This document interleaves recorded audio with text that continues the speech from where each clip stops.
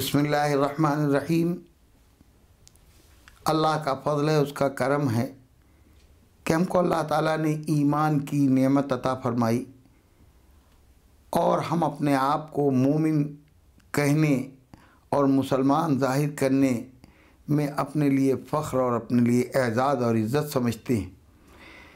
लेकिन हमें ईमान की हकीकत क्या है और ईमान किस चीज़ का नाम है, सिर्फ़ ज़ुबान से कलमा ला इलाहा इल्लल्लाहु मुहम्मदुर रसूलुल्लाह रट लेने या अपने आप को आशिक़ रसूल कह देने से, रसूल का चाहने वाला, कुरान का मानने वाला अपने आप को कह देने से, अपनी ज़ुबान से इसका इजहार कर देने से हम सच्चे मोमिन नहीं बन सकते। सच्चे ईमान वालों की पहचान क्या होती है, सच्चे ईमान के तेवर क्या होते हैं, सच्चे मोमिनीन का अंदाज़ क्या होता है, अल्लाह की कुदरत पर यकीन रखने वालों, नफ़ा और नुकसान का मालिक अल्लाह के समझने वालों के अंदाज़ क्या होते हैं। एक मिसाल आपके सामने पेश करूं, हज़रत खालिद इब्न वलीद रज़ी अल्लाह ताला अन्हु, जंगों की तारीख़ का सबसे बड़ा नाम, सबसे बड़ा नाम। इंसानी तारीख़ जहाँ तक हमारे इल्म में है, हज़रत खालिद इब्न वलीद से बड़ा कोई कमांडर, उनसे बड़ा कोई फ़ातेह इस दुनिया की तारीख़ में पैदा नहीं हुआ। हमें मालूम तारीख़ से ये पता चलता है कि हज़रत खालिद इब्न वलीद ने 125 जंगों में शिरकत की और रिकॉर्ड ये बनाया कि जिस जंग में जिस फरीक की तरफ से शरीक हो गए, उस जंग में जिधर से हज़रत खालिद शरीक हुए, फ़तह उसी फरीक को नसीब हुई, चाहे कुफ्र की तरफ से चाहे इस्लाम की तरफ से। जब कुफ्र की तरफ से इस्लाम के मुकाबले में आए तो कुफ़ार को फतह मिली, और जब इस्लाम की तरफ से कुफ़ार के मुकाबले में आए तो अल्लाह ने इस्लाम और मुसलमानों को फतह अता की। ये एक रिकॉर्ड है। आलम उनका ये था कि पूरे जिस्म को सामने से लेकर पीछे तक, पेट की तरफ से लेकर पीठ की तरफ तक पूरे जिस्म को नापा जाता तो एक बालिश कोई हिस्सा ऐसा ना मिलता कि जो एक बालिश जिस्म आप नाप लेते और बीच में कोई ना कोई ज़ख्म का निशान ना आता। ये कैफियत थी हज़रत खालिद की। हज़रत खालिद इब्न वलीद, उनकी शमशीर खारा शिगाफ।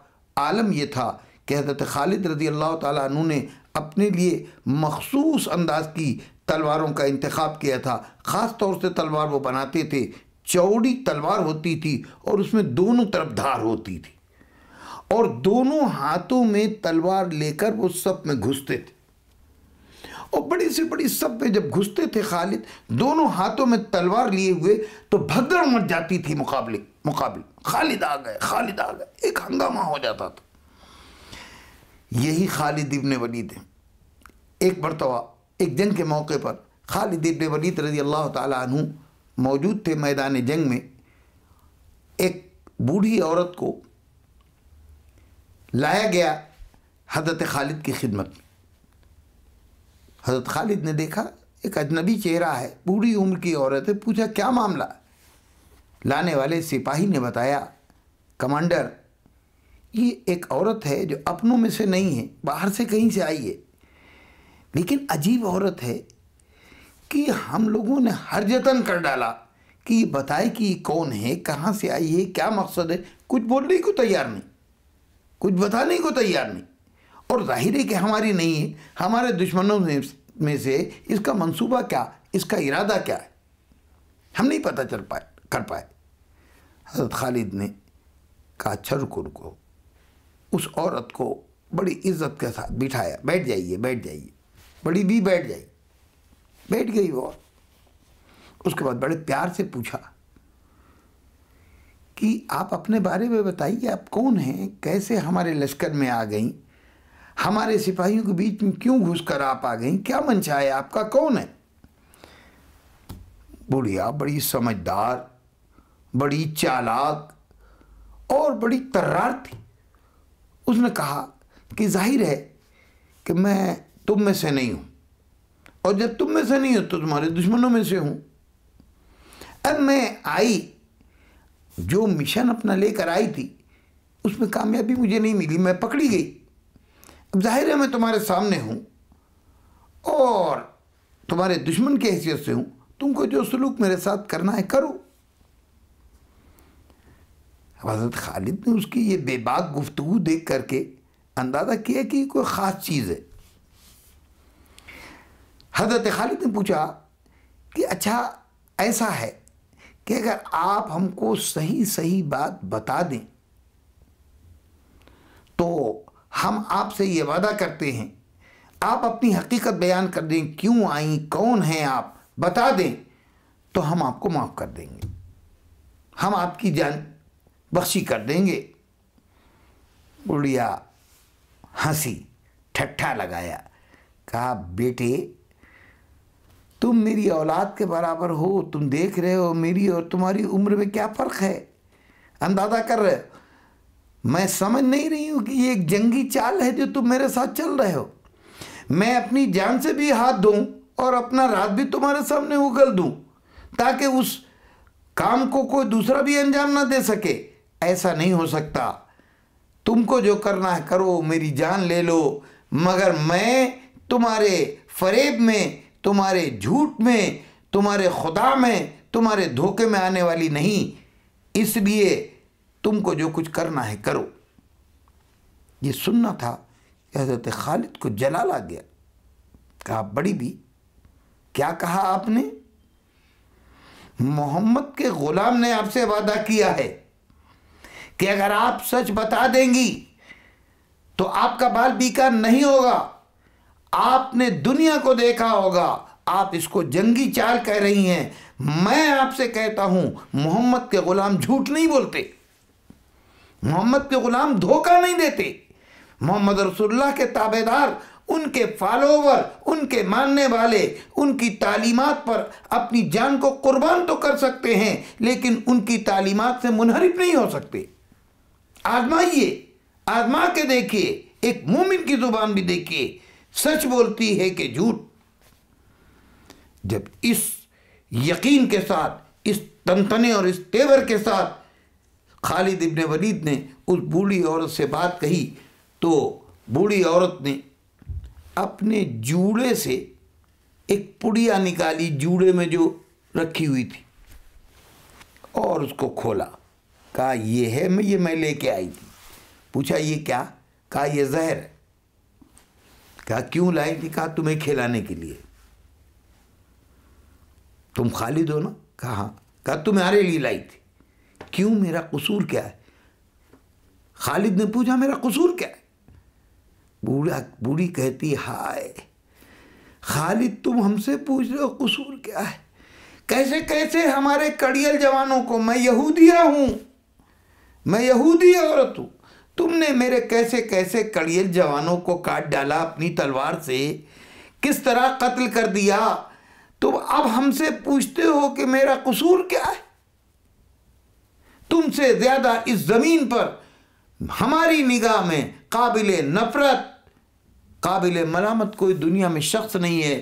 एक सेकंड के लिए भी हम तुम्हारा वजूद बर्दाश्त करने को तैयार नहीं है। किसी भी तरह हम तुम्हारी जान को ख़त्म करना चाहते।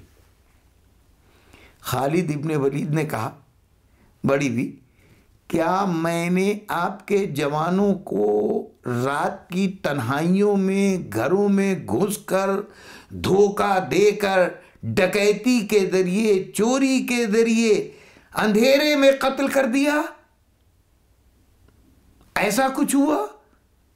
कहा कि नहीं। कहा फिर? कहा जंग के मैदान में। कहा बड़ी भी, ये बताइए आपके जवानों के हाथ में भी तो तलवारें थी, आपके जवान भी तो खंजर और नेज़े लेकर आए थे, आपके जवान भी तो हमारे पास, हमारे मुकाबिल में इसी इरादे से आए थे कि वो हमको कत्ल करें, हमारे साथियों को कत्ल करें।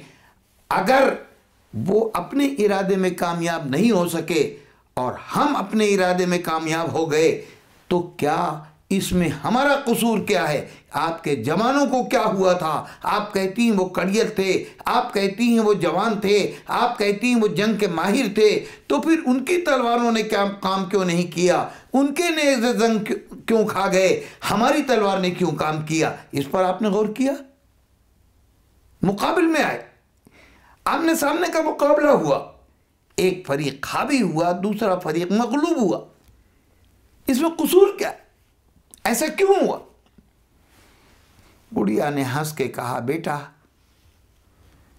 वक्त की बात है, किस्मत की बात है, तुम्हारे मुंह में चावल है, तुम चबा रहे हो, तुम्हारी तलवार ने काम किया। यकीनन तुमने अपनी ज्यादा महारत का सबूत दिया, इसलिए तुम जीते, तुमने हमारे जवानों को काट दिया। खालिद इब्न वलीद ने कहा, ऐसा नहीं, मैं यही तो आपको समझाना चाहता हूं कि हम में और उनमें फर्क क्या था। सुनिए, हमारे साथ हमारे रब की मदद थी, हमारे ऊपर हमारे परवरदिगार का फजल था। हमारी तलवार का कोई कमाल नहीं था, हमारे फन का कोई कमाल नहीं था, हमारी सलाहियत का कोई कमाल नहीं था। अपनी सलाहियत के एतबार से वो हमसे कमतर नहीं थे। उनकी तलवार भी उसी तरह काम करने के लायक थी जैसी हमारी तलवार। उनके खंजर भी जहर में बुझे हुए थे जिस तरह हमारे खंजर। उनकी सलाहियतों में कोई कमी नहीं थी। हो सकता है उनमें से बहुत से हमसे ज़्यादा ताकतवर, हमसे ज़्यादा माहिर लोग रहे हों, लेकिन इसके बावजूद उनकी तलवारों ने, उनके नेज़ों ने वो काम नहीं किया जो वो चाहते थे। हमारी तलवार ने काम कर दिया। वजह उसकी ये थी कि हमारे साथ हमारे रब की मदद थी, हम पर हमारे रब का फजल था। वो अल्लाह की मदद से, रब की नुसरत से और रब के फजल से महरूम लोग थे, और मैं रब की इनामात से और रब की मदद से माला माल था। मेरे रब ने जो कुछ किया वो किया, मैंने कुछ नहीं किया। हाथ मेरे थे, काम उनका था। उसने कहा, मियाँ जो चाहो कह लो, लेकिन आज जो मैं जहर लेकर आई थी, अगर मैं अपने मंसूबे में कामयाब हो जाती तो सोहा हो जाता तुम्हारा। फिर देखती मैं भी कि तुम्हारे रब की मदद तुम्हारे साथ क्या है। खालिद इब्न वलीद ने कहा, अच्छा, और अगर जहर भी काम ना करे तो? कहा, क्या कह रहे हो?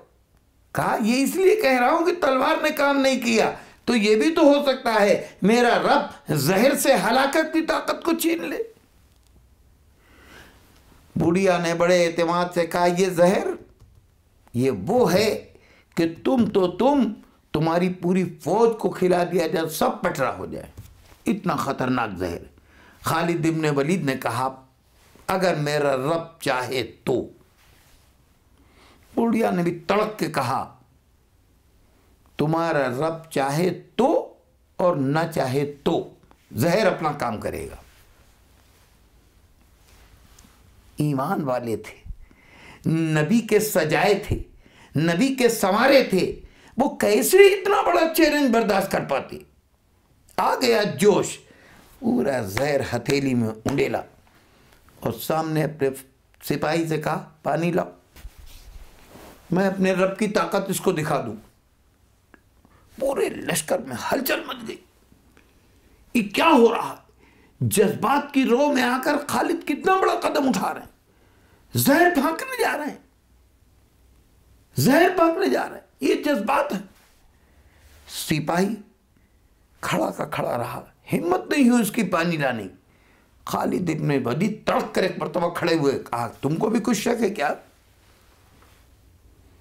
तुमको भी शक है कुछ क्या? तुम्हारा भी ईमान मुजमइल है क्या? तुमको भी अल्लाह की बात पर यकीन नहीं क्या? नबी के इरशाद पर यकीन नहीं है क्या? अल्लाह की कुदरत तुमको भी दिखाऊं क्या? लाओ पानी।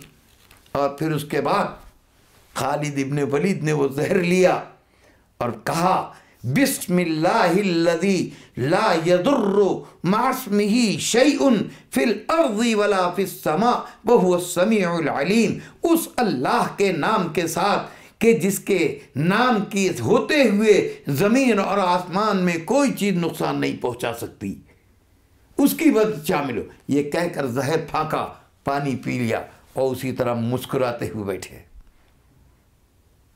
कहा, मेरे रब की ताकत देखोगी? बुढ़िया कदमों में गिर गई। कहा, खालिद तुम सच्चे दीन के मानने वाले हो। ये ईमान, ये ताकत, ये जज्बा, ये वलवला, जान दे देने के लिए ये कुर्बानी और अपने रब पर ये यकीन, सच के बगैर हासिल नहीं हो सकता। झूठ में इतनी ताकत नहीं है कि वो इस तरह असर अंदाज हो सके। ये सच ही की ताकत है। तुम्हारा दीन सच्चा, मैं तुम्हारे दीन पर ईमान लाती हूँ। क्या हुआ? ये एक दीवाना था। अल्लाह तबारक व तआला ने उसको वो कुव्वत दी। क्या हुआ? ईमान हमारा भी है, कलमा हमारा भी है, ला इलाहा इल्लल्लाह मुहम्मद रसूलुल्लाह हम भी पढ़ते हैं, नबी से वाबस्तगी का ऐलान हम भी करते हैं, कुरान पर यकीन की बात हम भी करते हैं, खुदा की कुदरत कामिला के ऊपर यकीन की बात हम भी करते हैं। लेकिन नफ़ो ज़रर है रब की तरफ से, सबका है ईमान मगर। नफ़ो ज़रर है रब की तरफ से, यानी नफ़ा पहुँचाने और नुकसान पहुँचाने की ताकत। नफ़ो ज़रर है रब की तरफ से, सबका है ईमान मगर। ज़हरे हलाहल का पी जाना सबके बस की बात नहीं। ये खालिद जैसे ईमान की ज़रूरत है।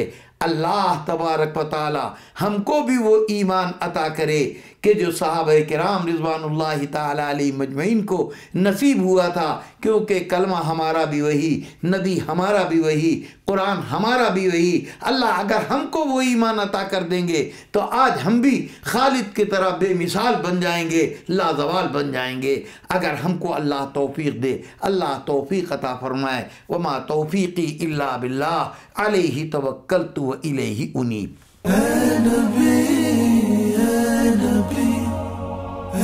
नबी